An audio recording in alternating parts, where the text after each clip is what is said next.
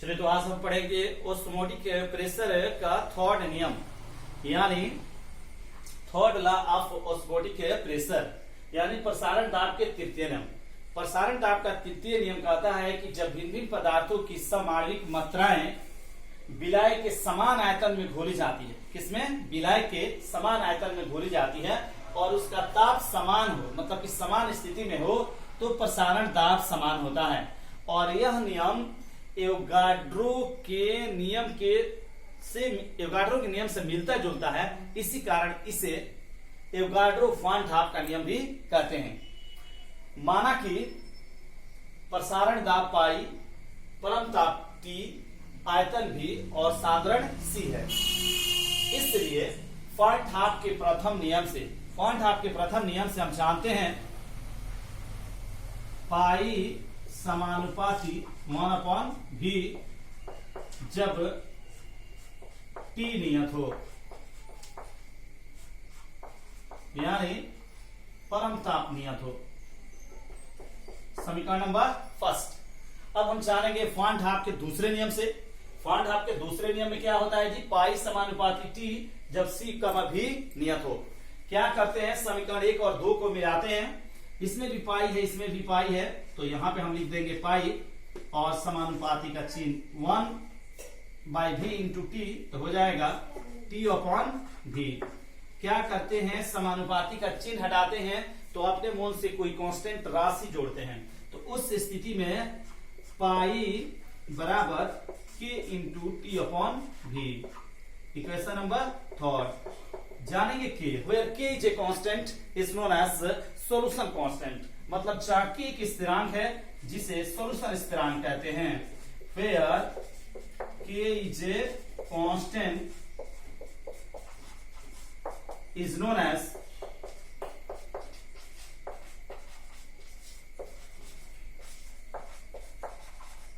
solution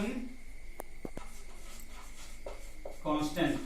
अब आपको ध्यान देना है, जहां K एक स्थिरांक है जिसे सॉल्यूशन स्थिरांक कहते हैं। K का मान गैस स्थिरांक के मान के बराबर होता है। K का मान लिख देंगे, चूंकि K का मान गैस स्थिरांक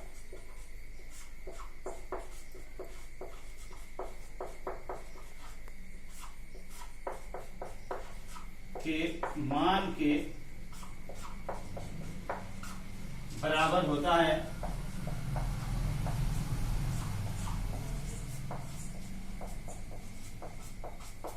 तो गैस स्थिरांक के मान के बराबर होता है, तो इस K के बदले में हम क्या लिख देंगे? R। तो पाई बराबर R into T/V cross multiple pi भी बराबर RT। Equation number 4। ध्यान से समझिएगा, समीकरण 4 को सॉल्यूशन अर्थात प्रसारण दाब के तृतीय नियम के लिए व्यंजक भी कहते हैं। और समीकरण 4 में n मोल अर्थात विलेय के n ग्राम अणु भी आयतन में वर्तमान हो, तो लिखेंगे जब विलेय का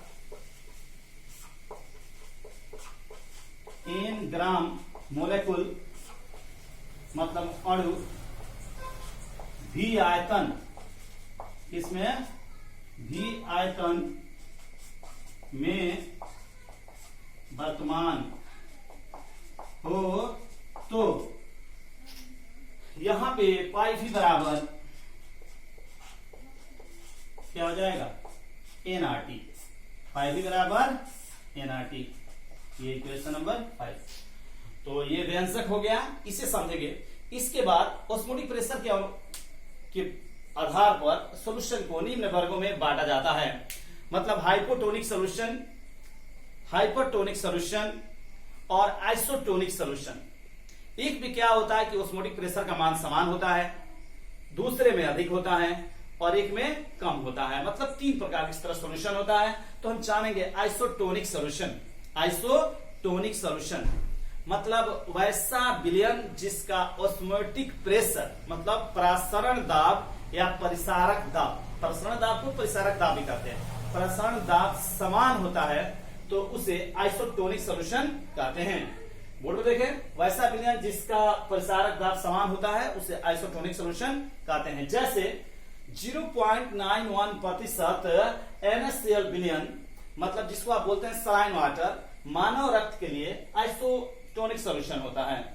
दूसरा हाइपोटोनिक सॉल्यूशन, हाइपोटोनिक सॉल्यूशन, तो वैसा विलयन जिसका ऑस्मोटिक प्रेशर दूसरे विलयन के अपेक्षा कम होता है तो उसे हाइपोटोनिक सॉल्यूशन कहते हैं। जैसे 0.45% सोडियम क्लोराइड और 0.45 सोडियम सल्फाइड मतलब NS का विलयन, ये हो जाएगा आपका हाइपोटोनिक सॉल्यूशन। अब जानेंगे हाइपरटोनिक। ये कहते हैं मेरा दिमाग बहुत हाइपर हो गया है, बहुत हम टेंशन में हैं, मतलब अधिक हो गया है। तो वैसा विलयन जिसका ऑस्मोटिक प्रेशर दूसरे विलयन के अपेक्षा अधिक होता है तो उसे हाइपरटोनिक सॉल्यूशन कहते हैं। जैसे 5% डेक्सट्रोज का विलयन, जैसे अपने glucose, fructose, galactose, maltose, sucrose, उस तरह डेक्सट्रोज का विलयन और 0.45% सोडियम क्लोराइड का विलयन, ये होता है हाइपरटोनिक सॉल्यूशन। तो परिसारक दाब का धातु सॉल्यूशन कितने प्रकार के? 3 प्रकार के बांटा गया है, यानी कि पहला आइसोटोनिक सॉल्यूशन जिसका ऑस्मोटिक प्रेशर समान होता है, दूसरा हाइपोटोनिक सॉल्यूशन जिसका ऑस्मोटिक प्रेशर दूसरे की अपेक्षा कम होता है, और तीसरा हाइपरटोनिक सॉल्यूशन मतलब वैसा विलयन जिसका परिसारक दाब दूसरे विलयन की अपेक्षा अधिक होता है तो उसे हाइपरटोनिक सॉल्यूशन कहते हैं। तो ये क्वेश्चन हो गया और ये नोट करेंगे, और इसके बाद हम आपको क्वेश्चन देंगे होमवर्क के लिए। चैप्टर से इंपॉर्टेंस अभी खत्म होने जा रहा है ये।